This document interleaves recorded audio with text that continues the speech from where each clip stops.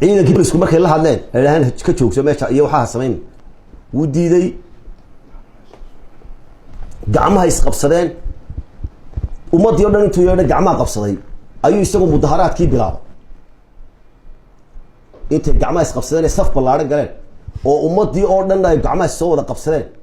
ayuu isagu mudaharaadkii bilaabay askartii bay jeeday askartii iyadoo dhowraysa oo la hadlaysa ayaa xabad rasaas waxa riday nin isaga la socda oo askariya oo kuwii ciidamada qaranku ay u siiyeen inuu amaankiisa ilaaliyo lagu sharfaya ayaa rasaas bilaabay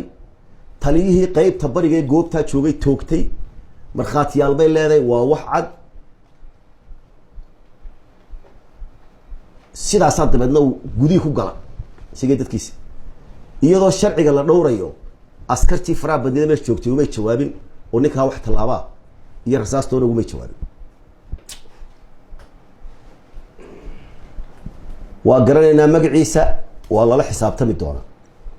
waxaan markaa u sheegayaa cid kasta oo nabadgelyada danaysa iyo ummadda reer Somaliland wixii saaka halkaa ka dhacay waxa jira askari kale oo dhaawaca oo dhagax lala dhacay oo groupka isaga la socday la dhacay oo aan talaabo qaadin oo imika dhakhtarka yaala wixii nabadgelyo darro ku saabsan ee saaka halkaa ka dhacay aanu ka digna shalayto ee rasaasta dhacdaya ee askarta wax lagu dhuftaya ee buuqa halkaa ka dhacaya waxa ka mas'uula gudoomiyaha xisbiga